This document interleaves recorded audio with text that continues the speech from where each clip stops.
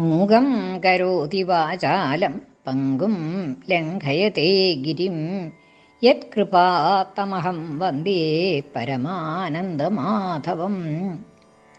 ഇന്ന് നാരായണീയം 24-ാമത്തെ ദശകത്തിൽ 3ഉം 4ഉം ശ്ലോകങ്ങളുടെ അർത്ഥം പറയാം. അർത്ഥം പറയണത് കിഴക്കേപ്പാട്ട് വാര്യത്ത് ഭാരതി. 3ാമത്തെ ശ്ലോകം. നിഹന്തും ത്വാം ഭൂയസ്തവ പദമവാപ്തസ്യ ചരിപോർബഹിർദൃഷ്ടേരന്തർദധിത ഹൃദയേ സൂക്ഷ്മവപുഷാ നദന്നുച്ചൈസ്തത്രാപ്യഖിലഭുവനാന്തേ ച മൃഗയൻ ഭിയായാതം മത്വാ സഖലു ചിതകാശീ നിവവൃതേ. കഴിഞ്ഞ ശ്ലോകത്തിൽ പറഞ്ഞത് ബ്രഹ്മാവിൽ നിന്ന് വരം മേടിച്ചതായ ഹിരണ്യകശിപു 3 ലോകങ്ങളെയും തൻ്റെ അധീനത്തിലാക്കി. അത് കഴിഞ്ഞ് മഹാവിഷ്ണുവിനെ വധിക്കണം എന്നുള്ള നിലയിൽ വൈകുണ്ഠത്തിലേക്ക് പോണ കഥയാണ് ഈ ശ്ലോകത്തിൽ പറയുന്നത്. ത്വാം നിഹന്തും, അങ്ങയെ വധിക്കുവാനായിട്ട്, നിഹന്തും വധിക്കുവാൻ വേണ്ടി, അതായത് ഭഗവാനെ വധിച്ചോളാം എന്നാണല്ലോ അപരസദസ്സിൽ സത്യം ചെയ്തിട്ടുള്ളത്. സഹോദരനെ വധിച്ചതായ ഹിരണ്യാക്ഷനെ വധിച്ചതായ മഹാവിഷ്ണുവിനെ വധിച്ചോളാം എന്നാണ് സത്യം ചെയ്തിട്ടുള്ളത്. അപ്പോൾ ആ സത്യം പരിപാലിക്കാൻ വേണ്ടിയിട്ട്, ഭഗവാനെ വധിക്കാൻ വേണ്ടി, ത്വാം നിഹന്തും, അങ്ങയെ വധിക്കാൻ വേണ്ടി, ഭൂയഹ വീണ്ടും, അതായത് ബാക്കിയുള്ളതൊക്കെ ലോകങ്ങളൊക്കെ ജയിച്ചു കഴിഞ്ഞു, അതിനുശേഷം ഭൂയഹ വീണ്ടും, തവ പദം അവാപ്തസ്യ രിപോഹോ, തവ പദം അങ്ങയുടെ പദം വൈകുണ്ഠം, അങ്ങയുടെ സ്ഥാനം ഭഗവാന്റെ സ്ഥാനം വൈകുണ്ഠാണ്. ആ വൈകുണ്ഠത്തിൽ അവാപ്തനായ പ്രാപിച്ചതായ വൈകുണ്ഠത്തിൽ എത്തിച്ചേർന്നു. അതായത് ദിവ്യശക്തികളൊക്കെ ഉണ്ടല്ലോ. അപ്പോൾ അങ്ങനെ വൈകുണ്ഠ ലോകത്തിലും എത്തിച്ചേർന്നു ഈ ഹിരണ്യകശിപു എന്നാണ്. ഭഗവാനെ വധിക്കാൻ വേണ്ടിയിട്ട് ബാക്കിയുള്ള ലോകങ്ങളെയൊക്കെ കീഴടക്കിയതിന് ശേഷം ഭഗവാനെ വധിക്കാൻ വേണ്ടി വൈകുണ്ഠത്തിലേക്ക് എത്തി. തവ പദം അവാപ്തസ്യ, അങ്ങയുടെ പദത്തെ പ്രാപിച്ചതായ രിപോഹോ, രിപുവിൻ്റെ, ശത്രുവിൻ്റെ, ഹിരണ്യകശിപുവിൻ്റെ ബഹിർദൃഷ്ടേഹേ അന്തർദധിത, ബഹിർദൃഷ്ടേഹേ അന്തർദധിത, അന്തർദധിത അന്തർധാനം ചെയ്തു, മറഞ്ഞു. എങ്ങനെ? ബഹിർദൃഷ്ടേഹേ, ബാഹ്യമായ ദൃഷ്ടിയിൽ നിന്നും അന്തർധാനം ചെയ്തു. അതായത് പുറമേ ബാഹ്യമായ ഇന്ദ്രിയങ്ങളെ കൊണ്ട്, കണ്ണുകളെ കൊണ്ട് കാണാൻ വയ്യാത്ത അവസ്ഥയാക്കി എന്നാണ്. അതായത് ബാഹ്യദൃഷ്ടി, അന്തർദൃഷ്ടി എന്ന് രണ്ടെണ്ണമുണ്ട്. അന്തർദൃഷ്ടി എന്ന് പറഞ്ഞാൽ ജ്ഞാനദൃഷ്ടിയാണ്. ആ ജ്ഞാനദൃഷ്ടി കൊണ്ട് കാണണമെന്നുണ്ടെങ്കിൽ ആ ജ്ഞാനം ഉണ്ടായാലേ പറ്റുള്ളൂ. ഭഗവാനെ ദർശിക്കണം എന്നുണ്ടെങ്കിൽ, ജ്ഞാനദൃഷ്ടി കൊണ്ട് ഭഗവാനെ ദർശിക്കണം എന്നുണ്ടെങ്കിൽ ജ്ഞാനം ഉണ്ടാവണം. ബാഹ്യദൃഷ്ടികൾക്ക് കാണണമെന്നുണ്ടെങ്കിൽ തന്നെ പ്രയാസമാണ് ഭഗവാനെ കാണാൻ, ബാഹ്യദൃഷ്ടികൾക്കും സാധ്യമല്ല. പക്ഷേ അങ്ങനെ വൈകുണ്ഠത്തിൽ എത്തിച്ചേർന്നതായിട്ടുള്ള ഹിരണ്യകശിപുവിന് അത് കാണാൻ സാധിച്ചാലോ എന്നുള്ളത് കൊണ്ട് ആ ബാഹ്യദൃഷ്ടിയിൽ നിന്നും അന്തർധാനം ചെയ്തു ഭഗവാൻ. അവിടുന്ന്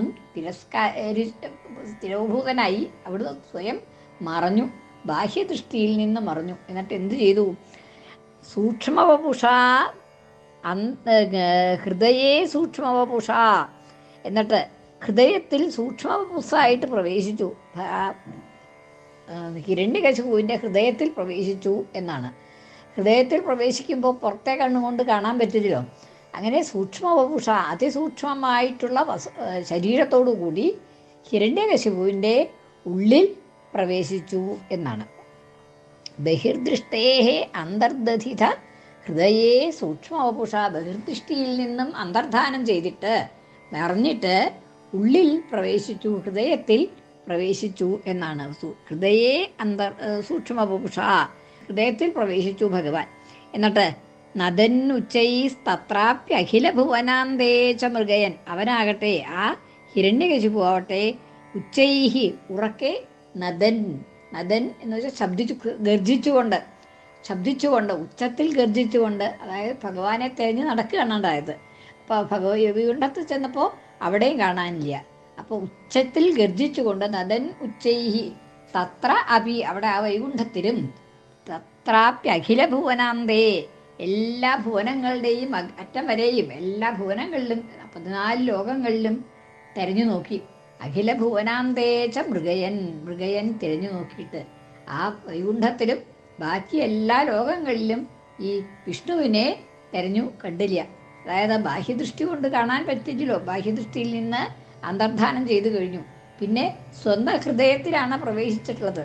ആ സ്വന്തം ഹൃദയത്തിൽ വർത്തിക്കുന്നതായിട്ടുള്ള ഭഗവാനെ കാണണമെന്നുണ്ടെങ്കിലോ ജ്ഞാനദൃഷ്ടി തന്നെ വേണം. അതില്ല ഹിരണ്യകശിപുവിന്, അതില്ല. അഹങ്കാരമാണല്ലോ ഇവിടെ ഉള്ളിൽ മുഴുവൻ ഉള്ളത്. അപ്പം ജ്ഞാനം ഉണ്ടാവൂല. അപ്പം അങ്ങനെ ആ ഉള്ളിൽ ഹൃദയത്തിൽ പ്രവേശിച്ചതായ ആ വിഷ്ണുവിനെ പുറത്ത് മുഴുവൻ തെരഞ്ഞു. പക്ഷെ അവിടെ ഒന്നും കാണാതെ കണ്ട്, കാണാൻ സാധിക്കാതെ കണ്ട് നദന്നുച്ചൈഹി തത്ര അവിടെയും വൈകുണ്ഠത്തിലും അഖില ഭുവനാന്തേച്ച 14 ലോകങ്ങളുടെയും അറ്റം വരെയും മൃഗയൻ തിരഞ്ഞിട്ട് ഭിയായാതം മത്വ. അവിടേക്ക് എന്ത് വിചാരിച്ചു? ഓടിപ്പോയിരിക്കുകയാണ്. പേടി കൊണ്ട് യാതം മത്വ പോയതാണ്. ഓരോ ദിക്കിലേക്ക് മാറി മാറി പോയിട്ടുണ്ടാവും. ഞാൻ തിരയണ സ്ഥലത്തു നിന്നൊക്കെ മാറി മാറി യാതനായിട്ടുണ്ടാവും എന്ന് കരുതി യാതം മത്വ, പേടി കൊണ്ട് ഓടിപ്പോയതാണ് എന്ന് മത്വ കരുതിയിട്ട് സഖലു ജിതകാശി. അപ്പം പേടിച്ച് ഓടിപ്പോയതാണല്ലോ. അപ്പം ജിതകാശി, ജിതനായിരിക്കണു. ഞാൻ ജയിച്ചു, എന്നെ പേടിച്ച് ഓടിയിരിക്കുകയല്ലേ ഈ മഹാവിഷ്ണു, അതുകൊണ്ട് ഞാൻ തന്നെയാണ് ജയിച്ചത് എന്നുള്ള തോന്നലോടുകൂടി ജിതനായി ചിന്തിച്ചുകൊണ്ട് നിവവൃതേ മടങ്ങി, ഒടുക്കം തൻ്റെ സ്ഥാനത്തേക്ക് തന്നെ മടങ്ങി എന്നാണ്. ജിതകാശി നിവവൃതേ, ആ തെരച്ചിൽ നിർത്തി മടങ്ങിപ്പോന്നു എന്നാണ് പറയുന്നത്. നിവവൃതേ മടങ്ങി. അടുത്ത ശ്ലോകം. തതോസ്യ പ്രഹ്ലാദ സമജനിസുതോ ഗർഭവസതോ മുനേർവീണാ പാണേരധിഗത ഭവത്ഭക്തിമഹിമാ സ വൈ ജാത്യാ ദൈത്യ ശിശുരപി സമേത്യത്വൈരതിം ഗതസ്ത്വദ്ഭക്താനാം വരദ പരമോദാഹരണതം. നീ ആ പ്രഹ്ലാദൻ ഉണ്ടായ കഥ പറയുകയാണ്. തതഃ അനന്തരം അസ്യ ഇവന്, ഈ ഹിരണ്യകശിപുവിന് സമജനി സുതഃ, സമജനി ഉണ്ടായി, ജനിച്ചു. സമജനി സുതഃ, പുത്രൻ ഉണ്ടായി. ആര്? പ്രഹ്ലാദഃ. പ്രഹ്ലാദൻ എന്ന പുത്രൻ ജനിച്ചു. ഈ ഹിരണ്യകശിപുവിന് പ്രഹ്ലാദൻ എന്ന പുത്രൻ ജനിച്ചു. സമജനി സുതഃ ഗർഭവസതൗ മുനേർവീണാപാണേരധിഗത ഭവത്ഭക്തിമഹിമാ. ഗർഭവസതി ആയിരിക്കുന്ന കാലത്ത്, ഗർഭത്തിൽ വസിക്കുന്നതായ സമയത്ത്, ഗർഭത്തിൽ വസിക്കുമ്പോൾ തന്നെ മുനേർവീണാപാണേ, വീണാപാണിയായ മഹർഷിയിൽ നിന്ന്, നാരദ മഹർഷിയിൽ നിന്ന്, വീണ കയ്യിൽ ധരിച്ചിട്ടുള്ളതായ മഹർഷിയിൽ നിന്ന്, മുനേഹേ വീണാപാണേഹി, വീണാപാണിയായ മഹർഷിയിൽ നിന്ന് അധിഗത ഭവത്ഭക്തി മഹിമാ, ഭവത്ഭക്തിയുടെ, അങ്ങയുടെ ഭക്തിയുടെ മാഹാത്മ്യം മനസ്സിലാക്കിയതായ, അധിഗതമായ മനസ്സിലാക്കിയതായ, അറിഞ്ഞതായ ഭവത്ഭക്തിയുടെ മഹിമയോടുകൂടിയ ഭഗവാന്റെ ഭക്തിയുടെ മാഹാത്മ്യം ആ ഗർഭകാലത്തിൽ തന്നെ, ഗർഭത്തിൽ വസിക്കുന്നതായ കാലത്ത് തന്നെ നാരദ മഹർഷിയിൽ നിന്ന് അറിഞ്ഞതായ പുത്രനായ പ്രഹ്ലാദൻ ജനിച്ചു എന്നാണ്. ആ ജനനത്തിന് മുമ്പ് തന്നെ ഭഗവത് ഭക്തിയുടെ മാഹാത്മ്യമൊക്കെ അറിയണ്ടായി. അതെങ്ങനെയാണെന്ന് വെച്ചാൽ ആ ഗർഭകാലത്തിൽ വസിക്കുമ്പോൾ തന്നെ നാരദ മഹർഷിയിൽ നിന്നാണ് ആ ഭഗവത് ഭക്തിയുടെ മാഹാത്മ്യമൊക്കെ അറിഞ്ഞത്. അങ്ങനെയുള്ളതായിട്ടുള്ള പ്രഹ്ലാദൻ പുത്രനായി ജനിച്ചു. സവൈ അവനാകട്ടെ ജാതി കൊണ്ട് ദൈത്യനായിരുന്നു. അസുരന്റെ പുത്രനാണല്ലോ. ആ അസുരന്റെ പുത്രനായതുകൊണ്ട് ദൈത്യനാണ്, അസുരനാണ്. ദൈത്യ, ജാതി കൊണ്ട് ദൈത്യനായിരുന്നെങ്കിലും ശിശുഹു അപി, ശിശുവായിരുന്നിട്ടും, കുട്ടികളാവുമ്പോൾ വിവരങ്ങൾ ഉണ്ടാവാൻ പ്രയാസമാണ്. അങ്ങനെയൊക്കെ ആണെങ്കിലും, ജാതി കൊണ്ട് ദൈത്യനാണെങ്കിലും, ശിശുവായിരുന്നുവെങ്കിലും, ബാലനായിരുന്നുവെങ്കിലും, ശിശുവായിരുന്നിട്ടും ത്വയിരതിം ഗതഃ, അങ്ങയിൽ ഭഗവാനിൽ അത്യധികമായിട്ടുള്ള രതിയോടുകൂടിയവനായി തീർന്നു. രതി എന്ന് വെച്ചിട്ടുണ്ടെങ്കിൽ അത്യധികമായിട്ടുള്ള ഭക്തി, എപ്പോഴും ഭഗവാനെ കുറിച്ച് വിചാരിക്കുന്നതിൽ തന്നെ ആനന്ദം കാണുക, ഭഗവാനെ കുറിച്ചുള്ളതായിട്ടുള്ള ചിന്തകളിൽ, ഭഗവാന്റെ നാമം ജപിക്കുന്നതിൽ, ഭഗവാനെ കുറിച്ച് ആലോചിക്കുന്നതിൽ തന്നെ ആനന്ദം കാണുന്നവനായി തീർന്നു ഈ ബാലൻ എന്നാണ്. എപ്പോഴും ഭഗവാനെ കുറിച്ച് മാത്രമേ പ്രഹ്ലാദന് ചിന്ത ഉണ്ടായിരുന്നുള്ളൂ എന്നുള്ളതാണ് അവിടെ പറയണത്. അങ്ങനെ ഭഗവത്ഭക്താനാം ത്വദ്ഭക്താനാം, അങ്ങയുടെ ഭക്തന്മാരിൽ വെച്ച് ശ്രേഷ്ഠനായി തീർന്നു, അവർക്കൊക്കെ ഒരു ഉദാഹരണമായിട്ട് തീർന്നു എന്നാണ് പറയണത്. പിന്നീട് ഗതസ്ത്വദ്ഭക്താനാം വരദ പരമോദാഹരണതാം വരദ, അല്ലയോ വരദനായിട്ടുള്ള ഭഗവാനെ സംബോധനയാണ്. വരങ്ങളെയെല്ലാം നൽകുന്നതായ, എല്ലാ അഭീഷ്ടങ്ങളെയും പ്രദാനം ചെയ്യുന്നതായ അല്ലയോ ഭഗവൻ. ഗതസ്ത്വദ്ഭക്താനാം പരമോദാഹരണതാം ഗതഃ, ത്വദ്ഭക്താനാം അങ്ങയുടെ ഭക്തന്മാർക്ക് പരമോദാഹരണതാം ഏറ്റവും ശ്രേഷ്ഠമായ ഉദാഹരണം എന്ന അവസ്ഥയെ പ്രാപിച്ചു. ഗതഃ പ്രാപിച്ചു. ഭവത്ഭക്താനാം അങ്ങയുടെ ഭക്തന്മാർക്ക് പരമോദാഹരണതാം പരമമായ ഏറ്റവും ശ്രേഷ്ഠമായ ഉദാഹരണം എന്നുള്ള ഭാവം, ഉദാഹരണം എന്നുള്ള ഭാവത്തെ പ്രാപിച്ചു. അതായത് അങ്ങയുടെ ഭക്തന്മാർക്ക് ഏറ്റവും വലിയ ഉദാഹരണമായി തീർന്നു ആ പ്രഹ്ലാദൻ എന്നുള്ള ശിശു. എങ്ങനെയാണ് എന്ന് വെച്ചാൽ ആ ഗർഭകാലത്തിൽ തന്നെ ഭഗവത്ഭക്തിയുടെ, ഭഗവന്റെ ഭക്തിയുടെ മാഹാത്മ്യമൊക്കെ നാരദ മഹർഷിയിൽ നിന്ന് അറിഞ്ഞു കഴിഞ്ഞിരുന്നു ഈ പ്രഹ്ലാദൻ. അപ്പം അതുകൊണ്ട് അദ്ദേഹത്തിൻ്റെ ഭക്തിയുടെ മഹിമ മുഴുവൻ അദ്ദേഹത്തിന് അറിയാമായിരുന്നതുകൊണ്ട്, കുട്ടിയായിരുന്നുവെങ്കിലും ജാതി കൊണ്ട് ദൈത്യനായിരുന്നുവെങ്കിലും അദ്ദേഹം എല്ലാവർക്കും ഏറ്റവും വലിയ ഉദാഹരണമായി തീർന്നു. ഭഗവത് ഭക്തിക്കുള്ള ഏറ്റവും വലിയ ഉദാഹരണമായി തീർന്നു ഈ പ്രഹ്ലാദൻ ശൈശവത്തിൽ തന്നെ എന്നാണ് പറയണത്. എന്താണെന്ന് വെച്ചാൽ ഈ നാരദ മഹർഷി ഹിരണ്യകശിപു തപസ് ചെയ്യാനായി പോയ കാലത്ത് മഹേന്ദ്രാചലത്തിൽ തപസ് ചെയ്യാനായിട്ട് പോയി.